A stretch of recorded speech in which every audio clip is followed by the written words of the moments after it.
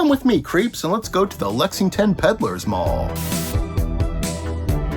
The Lexington Peddlers Mall is a pretty fun place, kind of a hidden gem. It's a place that I like to come to every few months or so and just look around and see if there's anything new.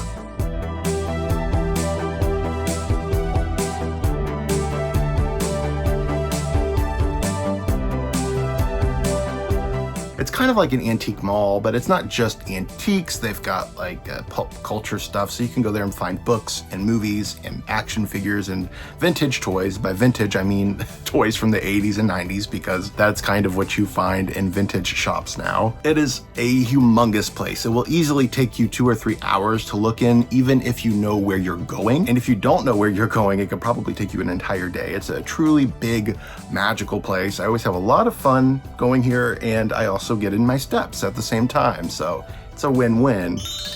I'm really hoping we can find some really cool books, especially for Old School April. If you don't know what Old School April is, links are going to be down below, but I'm very pumped to see what we can find here. It's been quite a few months since I've been to the Peddlers Mall, so let's go hit the road and see what we find at the Lexington, Kentucky Peddlers Mall.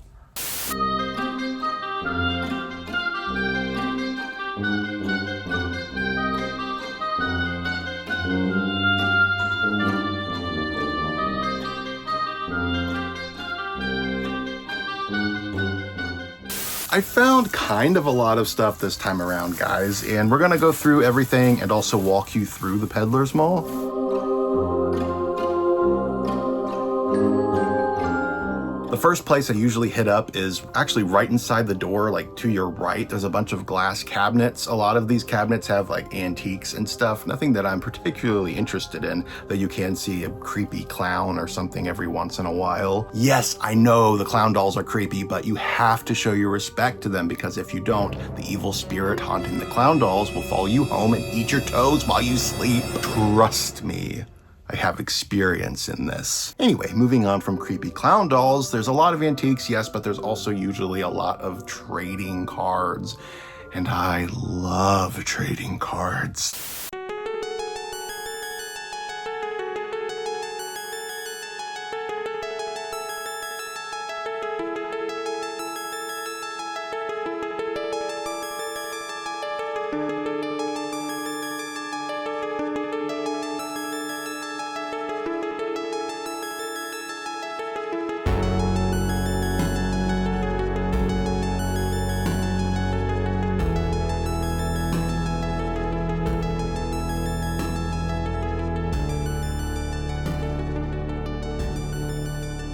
We're gonna open these on camera. I got a pack of Grossville High trading cards. Yes, I like to collect cards from like IPs and stuff, but every once in a while I see a pack like this and I'm like, what is that? I need to know, and I buy it. It kind of looks like maybe Garbage Pail Kids.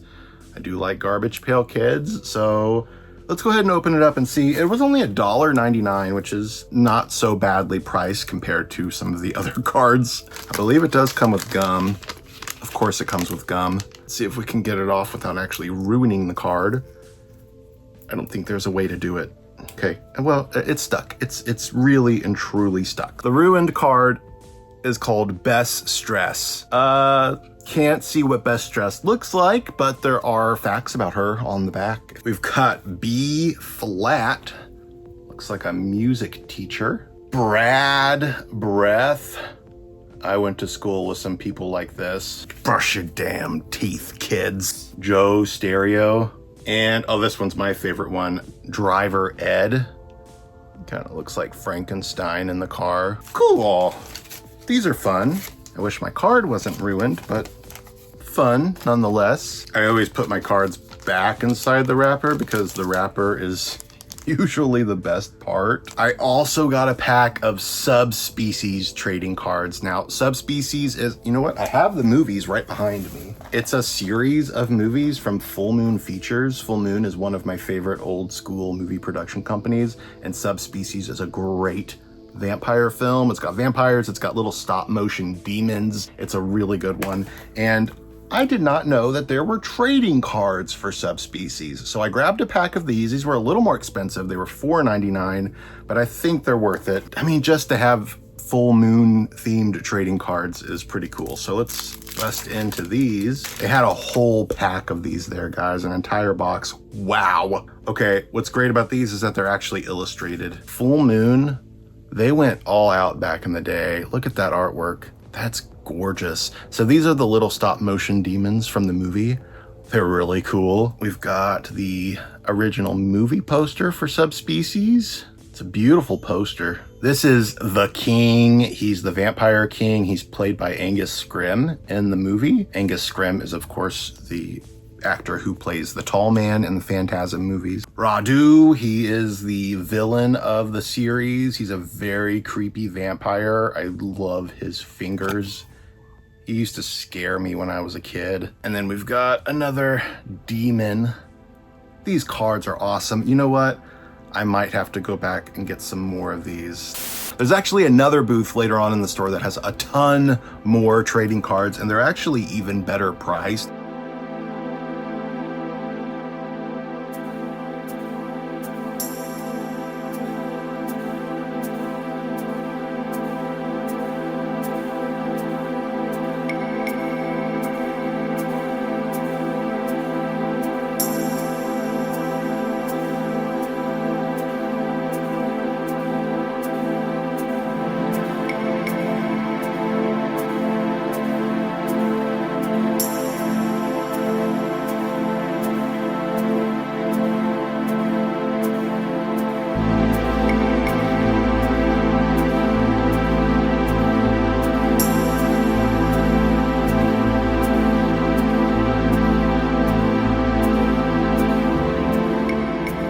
Got this pack here. It's called Toxic High School. It was only $1.99. Most of their card packs are only $1.99. We are going to go ahead and open this too. I just realized that there's a bit of a theme here.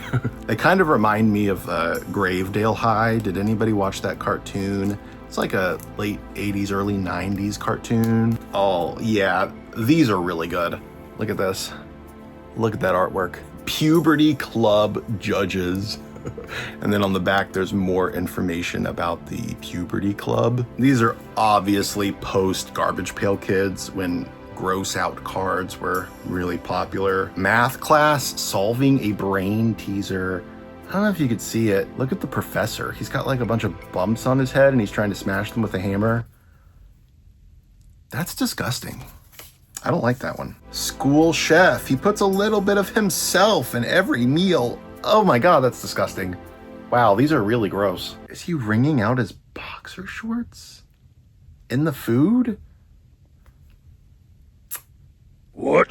There's like a pass on the back for the nurse. I guess you will need to see the nurse after you eat this food. Oh my God, wow. So this is a trading card for a character named Cleon Jarvis. It says RIP. He suffered a bit of an accident during a field trip to the Empire State Building. He slipped on a banana peel while at the top and then came crashing down. And they actually have a thing on the back here that says in memory of. Wow, these are really dark. And then of course we've got stickers, which are actually designed like stamps. So you've got Class Geek, Most Misunderstood, Most Unique Perspective. He's upside down. And Future Ceiling Liquor, I guess because he's so tall. Wow, that was gross. I like it.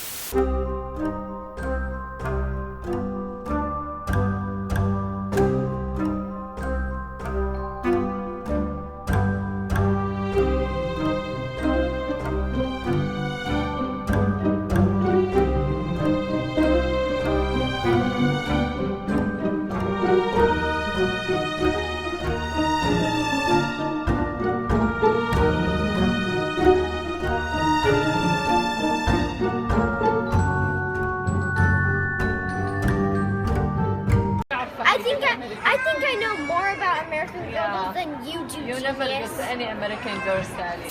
There are quite a lot of VHS tapes scattered around the Peddler's Mall. I didn't really find anything this time around because everything was actually really super expensive. Ooh, tapes.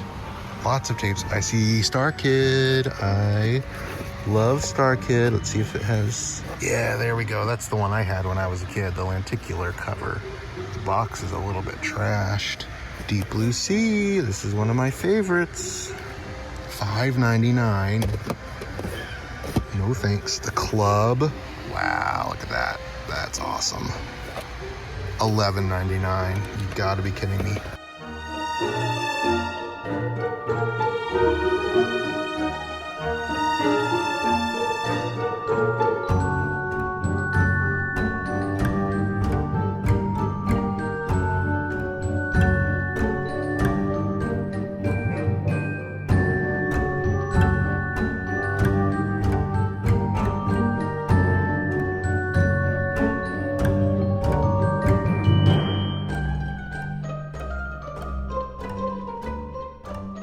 I found one though. I did get one, and it's a good one. It was only 69 cents, which is way better priced. I feel like every tape should cost $1, honestly. It is called When a Stranger Calls Back, and yes, this is an actual direct sequel to When a Stranger Calls, starring Carol Kane, one of my very favorite movies. But guess what?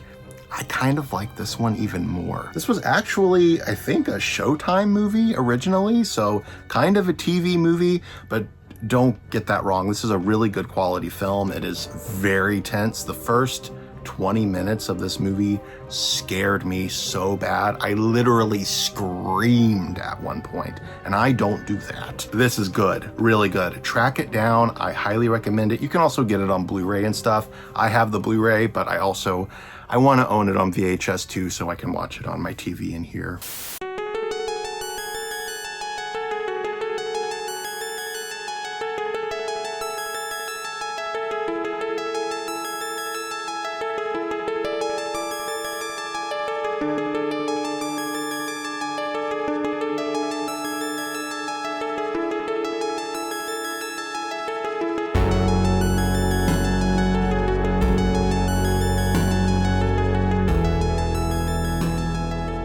Now, toward the front of the store, there's a great book booth. Every time I go there, I only walk away with maybe 3 or 4 books, but every time I go, there are a bunch of new ones. So there's always something new to find, and I did find exactly 4 books this time around. Now, I'm really trying to collect more of these Agatha Christie paperbacks. These are the new Dell editions. They're from the early 70s. I've got quite a few of these. I see them around pretty often, but they're usually kind of chewed up, they're in bad shape, or they're just not first prints. I like to collect first printings. So this is a first print of Mr. Parker Pyne Detective. I've never read this one before. I've never read any of the Mr. Parker books. I love these editions. I think the covers are great. Also, they're not edited. If you go into Barnes & Noble or Chapters or any of those stores right now, you will find modern editions of these books that have been edited. So if you want to read the original text and see what that's all about, you got to go for these older editions.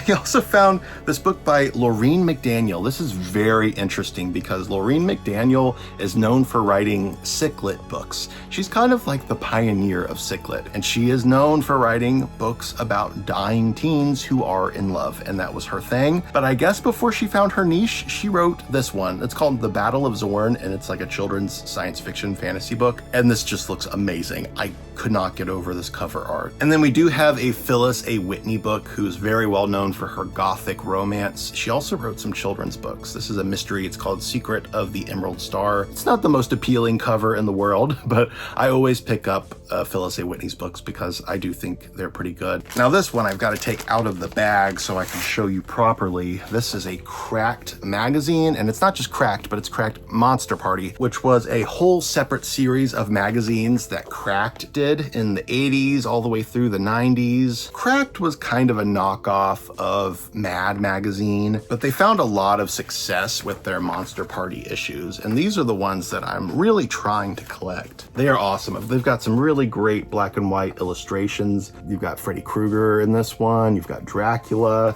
I mean, this is This is every horror fan's dream right here. Yeah, see, look at this. You got the Universal monsters here. You've got the creature from the Black Lagoon rocking out on a guitar, and it's shaped like an oar. This is everything. I love this magazine so much, and I was really happy to find this because these are kind of rare. They're a little hard to find. Like, I find Cracked magazine pretty much everywhere I go, but never Monster Party. It's very hard to find these. So that was a great find.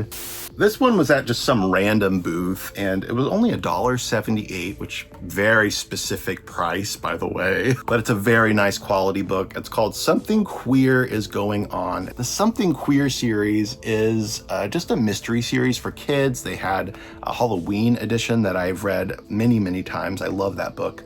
I've never read this one though. I feel like this might be the first one. This is kind of a picture book, but for older kids. Like, there's a lot more text involved, and there's actually kind of a lot of pages. It feels kind of like an early reader chapter book in a way, but in picture book form. They're really cute books. So this is a nice weekly reader hardcover edition. Couldn't pass that up for $1.78.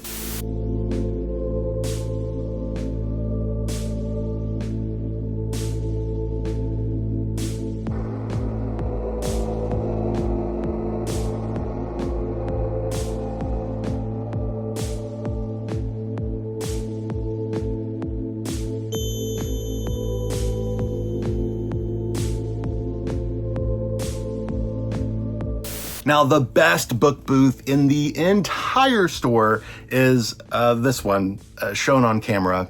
I was going to tell you the name of it, but it doesn't have a name. It's just a booth. They have so many books. It looks like a lot from the front, but as you go around the back and in the middle, it's like a whole bookstore, but just kind of compacted into one booth. I always find a nice stack of books there. So let's go through the ones I found. We've got Haunted Sister by Lyle Litke. Lyle Litke wrote some point horror books, and I didn't know they wrote anything beyond that. So I grabbed this. It's a children's book about a ghostly sister, I think. Kind of looks like Laura Palmer on the front. Here we go. Here's a Pick a Path book. So Pick a Path, R.L. Stine actually says that he wrote some books in the Pick a Path series. I don't think that's correct because I've not been able to find any books in the series that are written by him, and none of the authors seem to be pseudonyms. They all seem to be other people. But I was first turned on to this series by R.L. Stine because he said he wrote some of these. I found one. It's Pick a Path, the Super Trail Bike Race. Now, this is kind of like a littler kid's version of Choose Your Own Adventure. Do you remember those books? I'm sure you do. I feel like everybody read Choose Your Own Adventure. This is the same kind of thing. It's just aimed at slightly younger kids. I found a Muppet Babies book. This is actually a McDonald's Happy Meal Muppet Babies book. Pretty cute. And again, it was so cheap. It was only $1. It's got some adorable illustrations. Like, there's even an ad for Muppet Babies toothbrushes and toothpaste. Look, the illustrations are so cute. I love Muppet Babies, guys. I like adventure. I like romance. Another book that I found in that booth is actually a mystery from Zebra. It's from the 70s. It's called, what is it called? Do Not Fold, Spindle, or Mutilate. Great title. And I love this cover of this lady on the ground with her head bashed in with a candlestick holder. Very Clue. This one is labeled as science fiction, but it looks like a vampire book to me, so I don't know how it could be science fiction. It's called Lord Darcy Investigates. Just a beautiful cover, I have to say. This is a fantasy series that I have been collecting for a while, trying to find all the books, and I've finally completed my collection. This is the first book in the series. Yes, it's always the first book that ends up being the last one I need. The series is called The Wilderness of Four, and this book is called Across the Far Mountain. It's by Neil Hancock. These books have the best covers. They're just really magical, and they always have the cutest little animals on them. It just looks like a fantasy world that I would love to live in.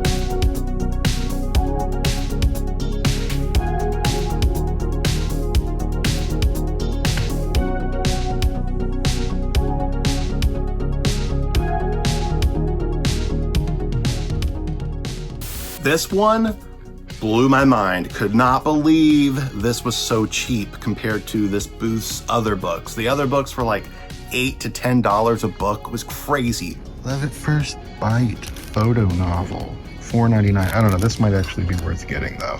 This booth did not understand what they had.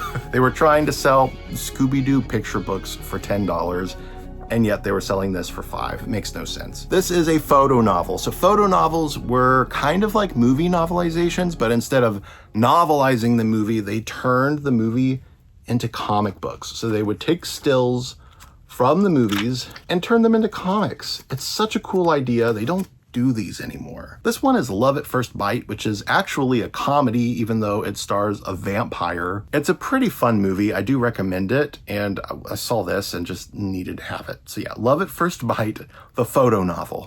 The last booth that I ended up checking out is always, in some ways, the best booth in the entire store because they have so many cool books, but they are also the most chaotic booth in the entire store. It's the Booth of Chaos. The reason this is called the Booth of Chaos is because they have a lot of cool stuff that you want to look at, but it's a mess. And also, just an example, well, this one has a sticker on it. That's not too bad, but they used to tape stickers like this here. They'll tape it on and it ruins the cover. I did end up finding a couple things, but I'm always a little bit scared to browse through this booth because I feel like I'm gonna get bed bugs just being here. Anyway, I found one of the Lifelines books. This is kind of similar to what Lorraine McDaniels always wrote. In fact, she wrote some books for the Lifelines series. This one's called The Wrong Way Out. It's by Linda Barr. It was only $2, which is not a bad price. Kirsten and Jackie had been best friends since 3rd grade. They shared just about everything until drinking came between them. Could Kirsten convince Jackie that she had a choice and that drinking was definitely the wrong way out? You gotta love these teen books from the 80s, guys. And I also found a couple of vintage Dean Koontz books to add to my collection of Dean Koontz. These are actually pretty good finds because they are first printings of the paperbacks. This is a really nice copy of Darkfall with the shiny cover in really nice shape. Usually when I find these editions out in the wild, they are creased to hell, and this kind of shiny metallic finish is always flaking off. This one's in great shape though, and it was only $2.99. And then this one is Twilight Eyes, which is like Dean Koontz's best novel. It's another one that always tends to be in terrible shape whenever I find it in the wild because it's quite a chunky book and it's usually always creased to hell on the spine.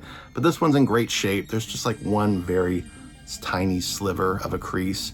So not too bad. It's also a first print. Great deal. All right, I think I'm done here. That was fun.